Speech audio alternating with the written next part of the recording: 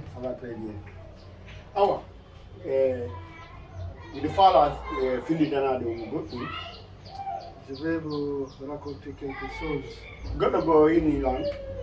Quelqu'un m'avait dit Oh, on a julata. que vous ne priez pas.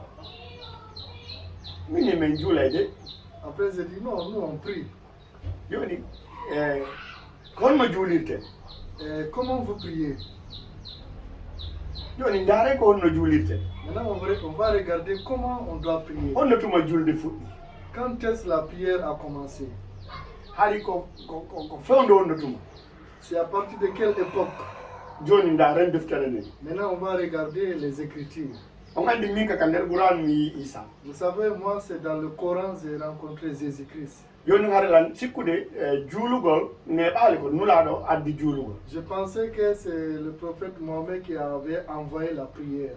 Kono har min ɗo landade hoore am ko honno ɓe ɓawɗo juulirayno. Maintenant, je me posais des questions. Comment les gens avant Mohammed priaient? ɓe annabaɓe ɓawoɓe Les prophètes qui sont venus avant lui. kon to ɓe fewtata Où ils prenaient quelle direction pour prier? e ko honno ɓe darorta so ɓe julde. Et quelle position ils prenaient pour prier?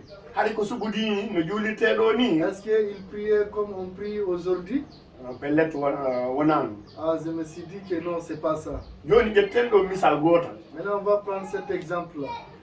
Julde goɗɗo no juuli julde nde jaɓa ɗo juuli ɗon e ɗon nde jaɓa ɗon e ɗon. Quelqu'un a fait une prière et la prière a été exaucée immédiatement. ko hon mboni o Qui est celui-là? ko inneteɗo Zacharia, C'est quelqu'un qui s'appelle Zacharie, annabi Zacharia. le prophète Zacharie. O juuli julde Il a fait une prière nde jaɓa ɗon e et ɗon. la prière a été acceptée immédiatement. ko honno o juulirno Comment il a prié? par ce que haɗa annabi Isa araali ne nulaɗo À araali. ce moment-là, Jésus n'était pas venu et Mohamed aussi n'était pas venu. joni noon o juuli Mais il a prié. o juuli jaɓa. Et il a prié, la prière a été exaucée. yimɓe wonɓe julde ɓen fof no faala yo julde mum nden jaɓa. Tous ceux qui font des prières veulent que leur prière soit exaucée. woɓɓe nini ɓe julde tum ɓe annda si jaɓama e si jaɓaka. Donc il y a des gens aujourd'hui qui prient, ils ne savent pas que si ça a été exaucé ou pas. mais Zacharia o kanko o juuli tum jomiraɗo jaabimo o jaɓanimo Mais kisan. Zacharie, lui, quand il a fini de prier seulement, Dieu a exaucé la prière qu'il a faite. miɗo faala e ndaaru versere gotel. On va regarder un passage ɗum ko suratu Imran, dans le Surat Imran. Ali Imran, Surat Al-Imran, 38 et 39. le verset 38 et le verset 39. wi Il dit, miɗo janngude tawa e arabu ansa en ara e noon e pulaar. alors je vais faire la lecture en arabe, après on va traduire ça. o wi hunalika daa zakariyan rabbahu qala rabbi habli min ladunka zurriyatan tayyibatan innaka sami'u du'ai. ɗum no firi Cela veut dire, annabi Zacharia o noddi joom makko. le prophète Zacharie a appelé son Seigneur. si goɗɗo noon noddi wiyen noddingol ko ɗum woni noddingol. Si quelqu'un appelle, qu'est-ce qu'on veut dire appeler? o noddi joom makko. Il a appelé son Seigneur. ɗum ko ɗum ko Allah. Ça, c'est Dieu. o wiimo Il dit à Dieu, joomi an okkam ɓiɗɗo zuriya iwruɗo e ma. il a dit à Dieu, donne-moi un enfant qui est descendant venant de toi. wona ɗe iwrude amen menen, Donc je ne veux pas que cet enfant vienne de nous, hara ko e ma on ɗon iwri, mais que cet enfant vienne de toi. hara kadi ko laaɓuɗo, Un enfant aussi qui est pur. hara o ala junubi na sugu amen ni. Un enfant qui n'a pas de péché, pas comme nous. eɗa andi koye an komi woni noddirde makko. Tu sais de quoi je suis en train de te parler. ko ɗum woni innaka sabi'u du'ai. eɗa andi ko an woni ko nanowo komi noddata kon. C'est toi qui es celui qui entend ce que je dis. hari ɗum ko noddingol. Ça, on appelait ça, faire appel à la prière. siko kaka tawde ɗo minen hari mo wadde du'aw. Aujourd'hui, on peut dire qu'il est en train de faire des prières, des incantations. mi daari ɗum mi tawi e français kadi ko du'aw ko prière ɗo woni wiide. Donc en français aussi, on dit ça la prière. mais en arabe inni du'a. Mais en arabe, on a dit, comme il a dit, doua. ça fait dire noddugo. Cela veut dire appeler. Sa noddi goɗɗo ara no woodi ko noddirɗamo. Donc si tu appelles quelqu'un, il y a la cause. A wolanamo wayna ko fiyo nun noddirɗamo. Après la personne va te dire pourquoi tu m'as appelé. Après wolanamo noon ko fiyo nun noddirɗamo. Après tu vas lui dire le pourquoi tu l'as appelé. O noddi Allah. Il a appelé Dieu. Allah o landi o inni Allah komi faala komi noddirma. Il a dit à Dieu, je t'ai appelé parce que miɗo faala ya okkuram ya okkor min zuriya iwruɗo e ma. je veux que tu nous donnes une descendance venant de toi. Wona iwruɗo e amen de. Je ne veux pas que cela vienne de nous. Wona iwruɗo e adama de. Je ne veux pas que cela vienne d'Adam. kono ko iwruɗo e ma. Mais quelqu'un qui vient de toi. laaɓuɗo posmo wallahi Quelqu'un jumum. qui est pur, qui est saint, qui n'a pas de péché. ɓeɗen andi iwde adama ndin fof ko waɗuɓe junubu. Vous savez que toute la descendance de Adam ont commis le péché. kono annabi Zakaria woni nasugu ɓen no ngo faala. Mais le prophète Zacharie a dit non, je ne veux pas quelqu'un qui est comme cela. ino halfere ɗimmere nde. Voici deuxième passage. ɓay o gayni noddude Quand il a fini d'appeler, o dari kadi fi juulugol. il s'est arrêté encore pour faire la prière. ɗo inni fa nadatuhul malaikatu wa huwa qa'imun. malaikaɓe ɓe noddimo tawi himo dari.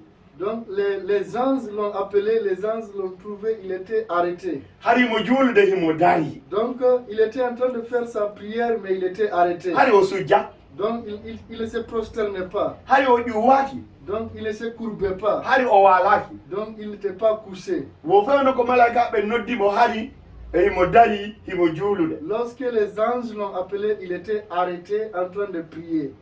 ko ɗum woni ɓaayi mum yusalla hari himo dari himo juulude. Donc il était arrêté en train de faire sa prière. honto wonno juulde ɗum. Donc il était en train de faire sa prière où? honto darino ɗum. Il était arrêté où? o inni fil miraɓe kaka miraɓe o wonno. Donc c'est au lieu saint.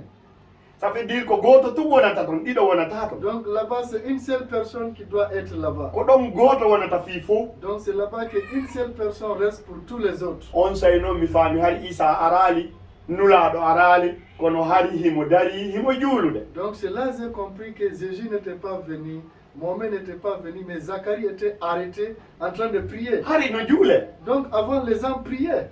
ko joni noon en andi honno annabi Zakaria o juulirano hari mo dari himo juulude. Donc on a compris maintenant que Zacharie était en train de prier, mais il était arrêté. hari ko réponse on Allah danimo. Donc Dieu lui a envoyé la réponse. o tori tum kam ngun jaabini kisan. Lorsqu'il a fait sa prière, le ciel a répondu. jibril jippi kisan. C'est à ce moment que Djibril est descendu. tuma yiɗa jibril jippike woyandu ko hunde sérieux. Donc quand tu vois que Djibril est descendu, cela veut dire que c'est sérieux. o wiye Zakaria Il dit à Zacharie, Allah no weltinirdema ɓiɗɗo. il dit à Zacharie, Dieu va te rendre heureux à travers un enfant. ɓiɗɗo ma on ko on wiyeteɗo ko yaya o wiyete. Donc ton enfant va être appelé Yahya, c'est-à-dire Jean. ko gonginɗo. Donc il s'arrête pour la vérité. wona kan gonno gonga o. Donc c'était pas lui qui est la vérité. kono o ari gongingol konngol Allah ngol. Mais il est venu pour mentionner la vérité de la parole de Dieu. konngol iwrugol ngol ka Allah. Une parole venant de Dieu. ko ɗum woni anna allaha yubassiruki bi yahya musaddiqan bi kalimatin min allah. ko ɗum woni ko o gonginowo konngol iwrugol ngol ka Allah. Donc cet enfant est celui qui donne raison à la parole de Dieu. o wima ko o wi annabi Zakaria o ko toriɗa kon Allah jaɓi. Il dit à Zacharie, ta prière a été exaucée. wona ko mi woni wolde ɗo nini Ce que je suis en train de dire, annabi Zakaria o hari no torade fi annabi Isa. Zacharie était en train de faire une prière pour Jésus-Christ. Allah hokkumen ɓiɗɗo yoruɗo ka ma. Dieu donne-nous un enfant venant de toi. Allah inni mi jaɓi mi jaabini. Dieu dit, ok, j'ai entendu et j'ai exaucé. mi jonnete ɓiɗɗo. Je vais te donner un enfant, an e ɓeyguma toi et ta femme. ko on ɗon wonata ko on ɗon gonginta ko on ɗon yetoto yimɓe ɓen awa e hino mo toriɗa fi mum. C'est ton enfant, toi et ta femme, qui va dire aux gens, voici la vérité. miɗo faala yo watta yiila moƴƴa tuma kam tuma juula jaɓago yo andu haray koko hitti. Donc je veux que vous portez beaucoup attention. À chaque fois qu'on fait une prière et que cela est exaucé, ce qui veut dire c'est très important. haray jibril jippata ko mere. Donc Djibril ne descend pas pour ne rien. o wolani Zakaria o ni wo an a heɓa e ɓiɗɗo kon ɗon wonata yeeso on ɓiɗɗo laaɓuɗo iruɗo kam. Il dit à Zacharie, toi et ta femme, vous allez avoir un enfant, celui qui va être devant celui que tu es en train de demander. On sey noon Zacharia o maƴinni min. Après Zacharie, d'un seul coup, il s'est étonné. Oyni min mi nawi ɓe ngo kadi nawi ha hande o heɓali min honno mi heɓirta ɓiɗɗo. Zacharie dit, je suis devenu un vieux et ma femme aussi est une vieille. Oh, Comment on peut avoir un enfant? O juuli Allah jaabini o fuɗɗike kadi sikkitagol ko Allah woni. Donc il a fait sa prière, Dieu a exaucé et il commence à douter encore de sa prière. No Jibril no dari takko. Et pourtant, Jibril était arrêté. Oyni min mi heɓa ɓiɗɗo. Après il a dit, ah, moi je peux avoir un enfant. Waɗanam mande fiyo mi anda. Alors fais-moi un signe pour que je comprenne que oui, ça c'est possible. Allah daali deƴƴu. Dieu dit, tais-toi. A wolata ko signe on noon ɗo e ɗum ɗo laatade a wolata. Donc Dieu lui dit, maintenant voici, comme on va te donner des signes, voici tu ne vas pas parler jusqu'à ce que cela se réalise.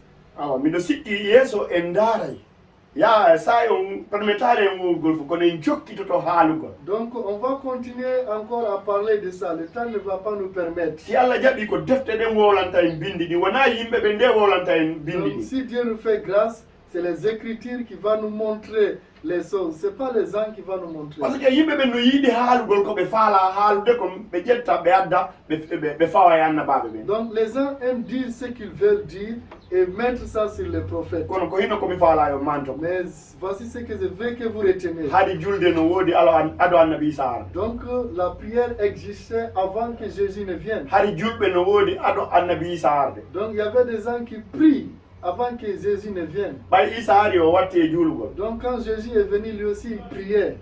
ɓay Mamadou ari kadi o watti juulugol. Donc lorsque Mamadou aussi est venu, il a trouvé la prière. Sa yii goɗɗo no darni juulirde. Si tu vois que quelqu'un a construit un lieu de prière, imo yahde juulugol. il va à la prière. Fi o ala juulirde no juulirta noon. Donc s'il ne prie pas comme toi tu pries, an kadi a juulirta no woni juulirde noon. toi aussi tu ne pries pas comme il prie. Kono a watamo inde ko kefeero ma hina o julɗo. Donc tu ne peux pas lui dire que c'est un mécréant ou bien c'est pas quelqu'un qui est soumis à Dieu. Yo jomiraɗo wallito en wawen. Que le Seigneur nous aide à comprendre. Amen.